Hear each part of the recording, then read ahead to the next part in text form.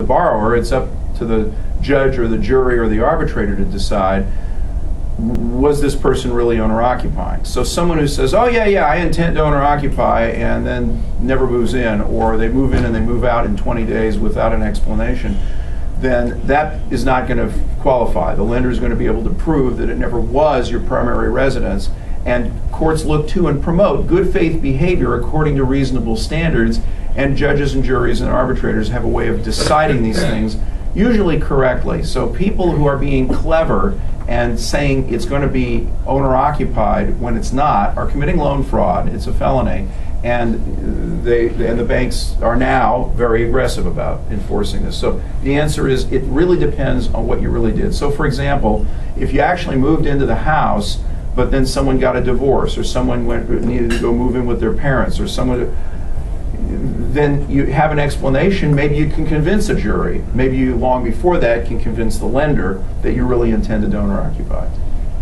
Do either of these issues change how you deal with a short sale on those particular loans? Meaning that when you get a short sale approval from the bank, releasing the lien, saying the balance is zero, do you want the same kind of answer for each of those kinds of loans when you're dealing with a short sale? When you are dealing with a recourse loan, you definitely want that answer from the bank. If it's a non-recourse loan, it doesn't matter as much. If you decide to express an opinion as to whether the loan is recourse or not, and you say to your clients, no, I am sure that this is a non-recourse loan. Again, the magic words, if I'm wrong, I'll pay for the whole thing, should be added.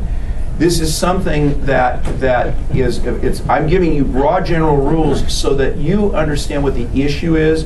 If there's a question about recourse or non-recourse, my suggestion is send them for a 1-hour consultation with a real estate attorney, because if you call that wrong, then they'll blame you. So I guess what I'm asking is, if you get that statement from the bank that the balance is zero, you're released of the lien, does that end, if the loan is a recourse, does that end the recourse?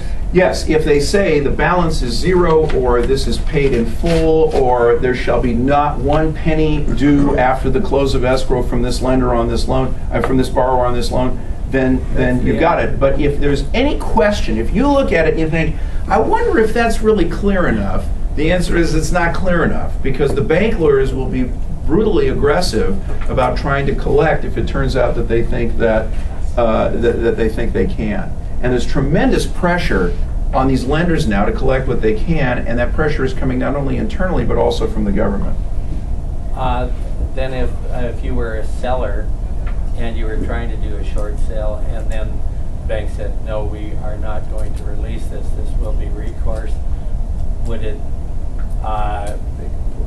it be better then to just let it go to foreclosure? It depends. What we're seeing is, because if it goes to foreclosure and that second gets foreclosed out, then instead of getting some of the money to pay the second is owed all their money. So maybe it would be better to complete the short sale and reduce the amount of money that's owed. It depends on the circumstances of the seller.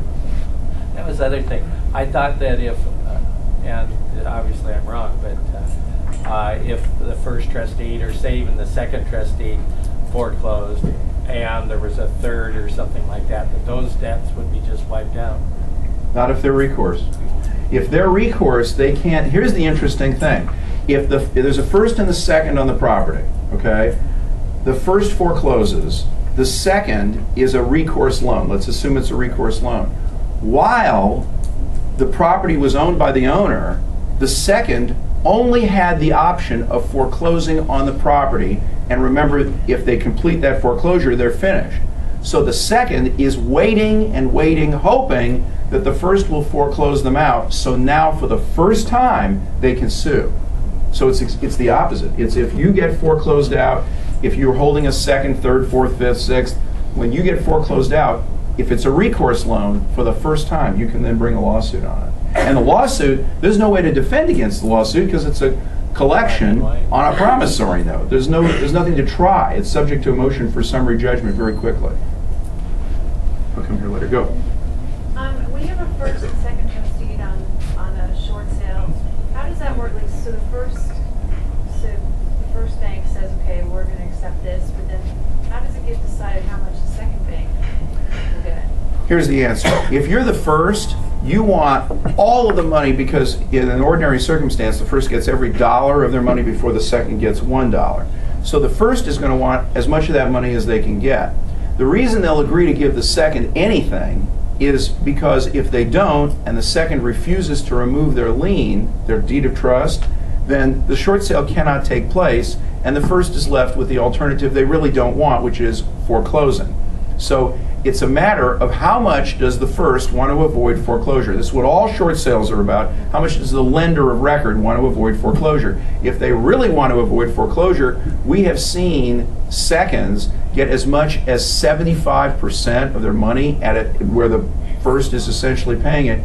Typically it's much less than that. Typically it's almost a token amount where the seller, where the second holder, holder of the second understands, well, I guess I'll take pennies on the dollar because if I don't, I'll get foreclosed out. I don't have recourse, so I'm finished. Or I do have recourse, but the seller is broke, so I can't collect from them. So that's the motivation for the second to take much less is it's better than nothing. And the motivation for the first to give money to the second is it's better than a foreclosure. Does the second still have the right to go back and sue for the remainder of that money? Sure. Not if, in settling with them, with the money they got from the first, if you get a letter from that lender holding the second saying, after we accept this amount of money, we're finished, there's zero money owed. And you can or cannot successfully negotiate that depending on the financial status of your seller. If your seller is worth $10 million, you're not going to get a discount. If your seller is broke, and you can demonstrate, for example, just that they're out of a job and they have no assets, and this is the last thing, and they're going to go down the tubes, but they've got a job, but they only make this much a year, then maybe the seller says okay. I mean, the holder of the second says okay. Completely different question than the recourse and non-recourse, but if I'm a buyer's agent offering on a short sale, and the listing agent is like a situation Jennifer had where it's the seller or it's an agent who really doesn't know what they're doing with the bank. Is there any situation where I, as the buyer's agent, can contact that bank to try to move along the negotiation? Absolutely, with the written permission of the seller's representative. You don't want to interfere with the seller's bank loan without written permission to communicate. And all you need is a simple email from the seller or from the seller's agent saying, I authorize you to call the lender, here's their phone number and their name and so forth, and you have that, then you're okay doing that. I have no trouble with that. John? On that recourse, going back to the recourse, if you're in the second position, the first does a short pay, you have a recourse second, the seller files Chapter 11. Does that wipe you out? Chapter 11 doesn't wipe anything out. It's just reorganization. Reorganization. Chapter 11 bankruptcy and Chapter 13 bankruptcy are time out, I'm going to pay everybody in full, I just need to reorganize myself, I just need to have some time so everybody stands still while I reorganize. Chapter 7 is I give up, please go ahead and sell everything I own, pay off my creditors pennies on the dollar, I'm hoping I get a clean start from this. So Chapter 7 wipes everybody out. Chapters 11 and 13 don't, unless they get converted to a 7.